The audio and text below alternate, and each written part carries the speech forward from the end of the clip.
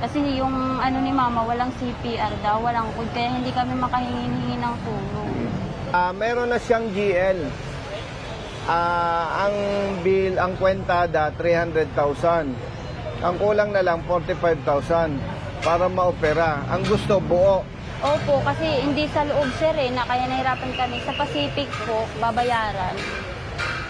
Yung... Sa Pacific, alika kapatid. Alika. Grabe, oh. Parang ang sarap mag-senador, ano? Para ipaayos to, ano? Ganito ang Pilipinas. No? Okay lang sana na ganito ang kanilang kalagayan. Kung walang pera ang ating gobyerno. Ang daming sinasabing nawawalang pera ang gobyerno. Pero ganyan ang kalagayan ng mga pasyente, ano? May pasyente kayo? Sinong pasyente nyo? Ha? Na paano? Salamat. Ha? Hindi, yung pasyente nyo. Na paano? Na? Nahulog? Taga saan kayo? Ha? Sibuyan Island. Anak mo. Saan kayo nangongobeta? Diyan kayo natulog? Ilang araw na kayo dito? Grabe naman. Hindi na kayo naliligo. Saan kayo naglalaba? Serte mo, ate. Saan kayo kumakain? Minsan, nagtatayo yung lugar. Minsan meron, minsan wala. May tumulong Paano na yung sa- bata? Wala siya, ano, wala pa.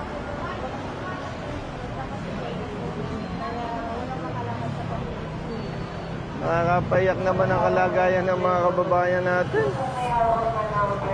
Sakali po mamaya, ang andyan po si Saan bang entrance? Dr. San Pedro po. Ang, Halika, brother. Ako, diretso na po tayo. Kasi si Halika. Direktor po nasa, magpapa-opera pala, wala po diyan. Doktor, Ako nagpapa-opera. si Direktor. Si Dr. San Grabe Pedro. naman, oh. May git ng 2 months. Yung Oo. pasyente po. Oo, 300,000 ang estimated cost ng kailangan. Nakapangalap na ng GL na 255.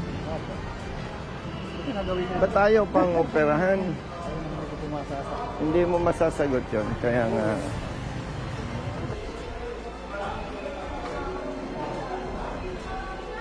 Bro, sino ang doktor? Si Dr. San Pedro po. Wala po kasi sa pinagkukuhan. Kaya dito na. Chief Medical. Ay, okay. Kausap mo na siya. Ang abala po. Sa afternoon daw. Dok, yung pasyente niya, yung mother mo, 2 months nang nakahiga doon sa waiting area. Kasi ang estimated amount, Dok, nung director, no? Ay, hindi po. Okay. Dok, yung estimated cost ng operation and everything, 300,000. Ano po ang operahan sa kanya? Dalawang hita po. Naka... Opo. May bakal na po last year. May dito bakal po. na, no? Dito po kami last year. Na-infection may po. bakal, na- Opo. na-infection. Ngayon, Dok, nakapag-produce na sila ng GL, guarantee letter na 300,000 yon, ang kulang na lang 45. Meron naman po kami maip na hindi ba kayo nagpunta sa social service? Hindi po. Hindi po. Kasi bawal daw kasi walang CPR. Yung parang mahigpit yung kay mama. Kasi kaya nahirapan Ano yung po CPR? ako. Yung code po. Walang FDA, sir. code. Ano yung FDA? Hindi po siya. Food and drug na ano.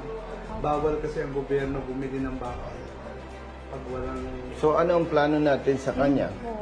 Anyway, Kakasya. sino po bang attending? Sa Pacific po. Hindi, sino yung doktor niyo? Si Doc Victoria po. Victoria. Sa AO po. Ang pinagpaalala, Dok, ng family, kaya pinuntahan ko, considering na may feedback na nagkaroon ng infection, Parang nagkalat na baka siya. mabulok, maputol. Sino po nag-opera sa inyo dito? Opo, si Doc Corpus po yun last year. Last year. Opo. parehong nagka-infection. Oh, isa lang po. Bali, papagalingin daw muna, aanuhin muna ng gamot. Opo. Sabi, matatagalan po kami dito. So, naka-admit siya ngayon. Hindi po. 2 months kasi na, wala nandun sa kaming pambayad. waiting area. Bakit hindi kayo in-admit kung anong gamot ang Nagmakaawa binigay? na po kami. Wala po binigay. Kaya namamaga po na malalo na po. Investigahan ko, sir. Hindi ako familiar with the case. Yes. I will talk to yung mga attending. Pero unsolicited advice, Doc. Nandun yung pasyente Oo. na Dapat nagsasuffer. hindi ganun. Oo. Dapat man lang sana, Oo. alam nyo, Usually kasi mga ganyan, sir, talagang wala naman kami tinatanggi ang pasyente dito. Dapat siya, poor judgment for yung mga attending. actually, Doc, dapat hindi na ako nagkipag-usap sa iyo. nga, exactly. Di ba? Oo. Pero hindi naman po sa dami ng pasyente dito, hindi naman namin nakapantayan lahat. Yes. Pero I'll get to the bottom of it. Hindi mali talaga yung Dami ko. hindi Naiyak dapat ako yun doon. talaga. Siguro sana, Doc, if I may suggest, while conducting investigation, at least, kumbaga, hindi man ako doktor, pero ma-check naman natin, kumbaga sa priority, considering na may infection na, at nandun lang nakahiga sa papag, doon sa kahoy. Saan kayo? Tacloban po kami. Pero saan Taga kayo- Tacloban, Leyte kayo. Opo. Saan kayo naka-stay ngayon? Diyan lang po kami. Simula Doon lang, dumating. sa may Nagbas lang kahoy. po kami galing sa Tacloban. Nagbas lang po kami galing Tacloban. Tapos, Tapos dito na po kami nagtira sa upuan. Doon sa upuan, hindi nyo alam, Doc. Baka gusto mo tingnan natin. Kung pwede lang, para masaksihan mo yung Nahirapan po kami sa kalagayan. pagkain. Gusto namin magpa-admit. Ayaw naman ng doktor kasi kulang pa daw. Para masali kami sa pagkain dun sa loob. Actually, sobrang busy ako. Sobrang busy ako, Doc. Kaya lang, alam naman natin ang sitwasyon. Ang kinakatakot ko lang dyan, Doc, baka masobra yung infection niya. Putulan. Yes, boss. Baka maputulan ang paa. Ito yung pasyente, Doc. 2 months na. dito. Dito lang kayo. Yan, ganyan. Ano ang sabi ng doktor? Ano ang sabi ng doktor sa inyo?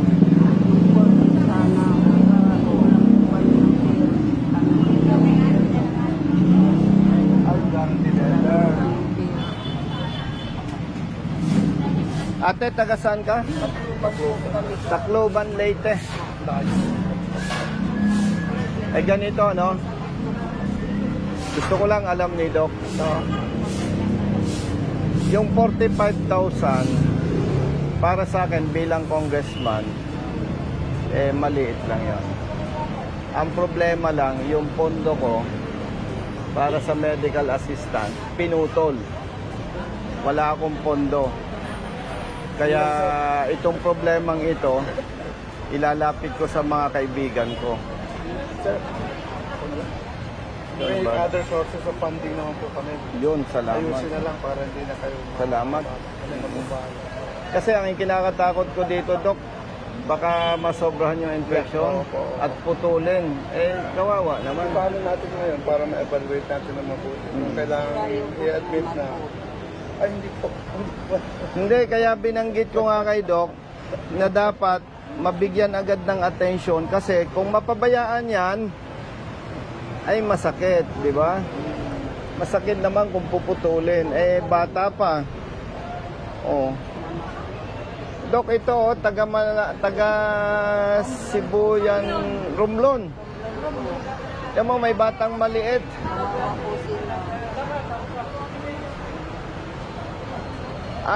Brother Jerwin, hindi naman tayo namumulitika, no? Pag naupo tayo sa Senado, ipa-priority ko ito. Kawawa, Dok, oh. Namin talaga. No? Taga Romblon. May batang maliit. Sino po yung pasyente? Ito, yung may pasyente nasa loob na. Ang masakit lang na parang hindi natin makita. may pera ang gobyerno, pero hindi kita sinisisi. Ha? Wala kasi, si Doc kasi wala naman sa posisyon para sumbatan ko. No, ang kinakalungkot ko, Doc, may pera naman ang gobyerno. Pero ang dinadanas ng ating mga kababayan, no? Kumbaga, pag titingnan mo ang kabuuan pera ng gobyerno, barya lang itong problemang to. Nababanggit ko lang sa'yo, no? At nakikita ko naman yung mata mo, no? Parang halos maiyak ka na, eh. Nakikita, actually meron na kaming proposal. Kasi may lugar kami dyan. Pinapa-renovate. Gusto namin pa-renovate para yung parang temporary shelter ng mga pasyente. Eh, medyo kulang sa pondo kaya hindi pa namin. Yung salitang kulang sa pondo, ayaw kong madinig yan. Hindi, naintindihan kita. No. Yung nakakausap mong iba, ang dahilan, kulang sa pondo. Pero pag tiningnan mo ang pondo ng gobyerno, malulula ka. Bilyones. Hindi na napupunta sa dapat mapunta. Yes, problema corruption. Pasensya, ako kasi diretso akong magsalita eh. At yun nga, no, yung kapatid, yung kulang, si Doc na tutulong. Pero kung hindi pinutol ang pondo ko para sa medical assistance, hindi na ako pupunta dito. Papadala ko na lang sa'yo. Eh wala, pinutol yung pondo ko eh. Kaya mabuti, may mabuting loob. Di wala na akong problema sa inyo. Si Doc na ang bahala. Ha? Dr. San Pedro po. Dr. San Pedro. O ganito ha. Ipanatag mo na ang kalooban mo, pati ikaw ha.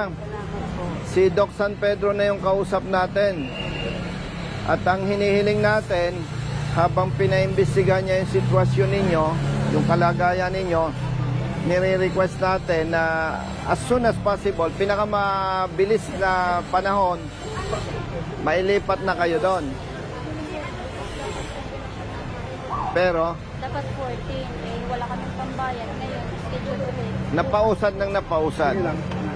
Pwede naman kayo pasok kahit hindi kayo maoperahan agad. Ang kamahanap yung schedule. At ang maganda, Kasi wala na kayo dito.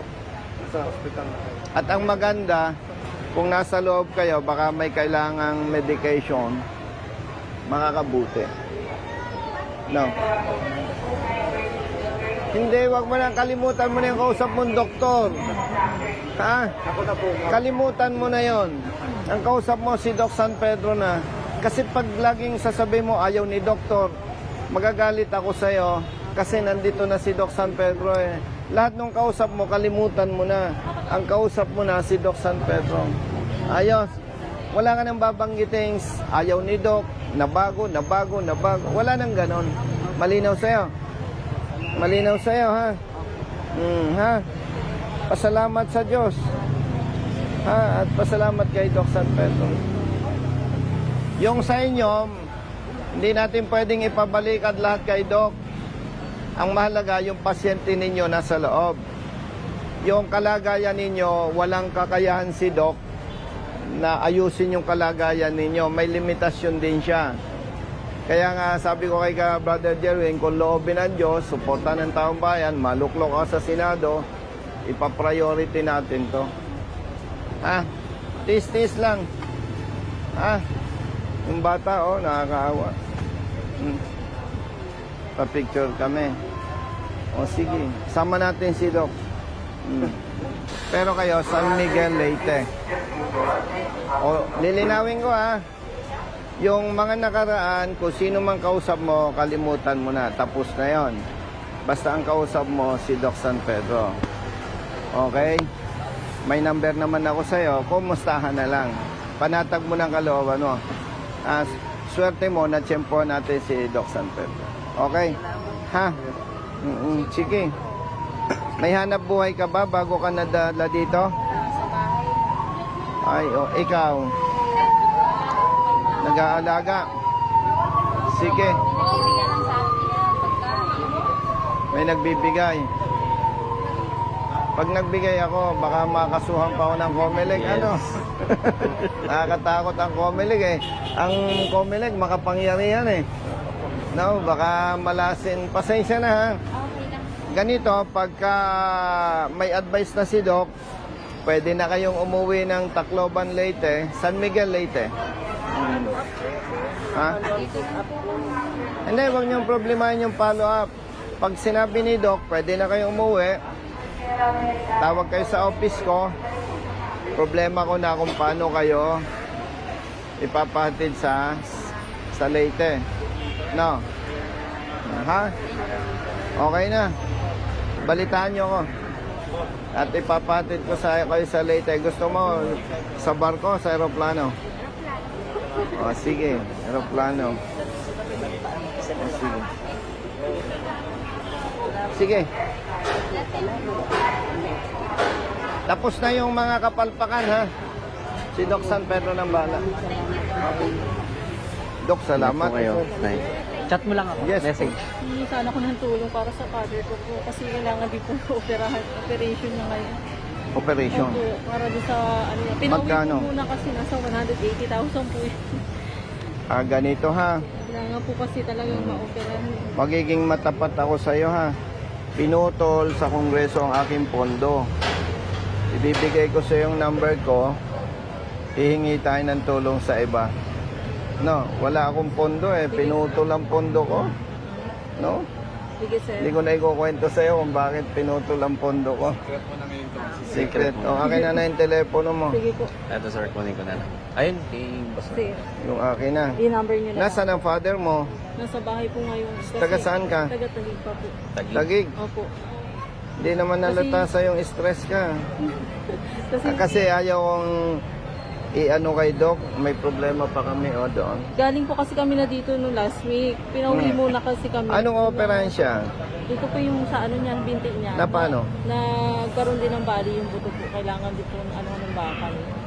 Yung sa buto niya. 60 years old na. Opo. May lus-lus pa siya. Kailangan, hindi na operahan kasi nga, apektado yung sa ano niya. Ganon? Opo. Kaya kailangan talagang... Akin na.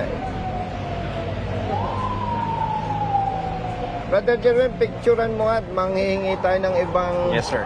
suporta sa ibang sir. mga kaibigan. Kailangan po kasi siya ma-operahan na. Hindi, basta usapang opera, mas maaga, mas maganda. Ano, Doc? Si Doc San Pedro. Good afternoon po. Yan. I-text mo ako, ha? Okay po. Sige po. Save ko na lang po. I-text mo ako, hingi tayo ng tulong sa ibang congressman, ha?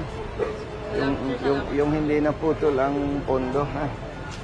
Sige sir. Kung hindi naputol ang pondo ko, bukas okay na yan. Ingat po kayo. Mga ano po, ha? I-update ko po kayo. Tumatanggap ako ng tawag 24/7. Just in case. I have your number, sir. Yes, po. I'll update you. Thank you po. Thank you, Doc. Nabawasan ako ng problema.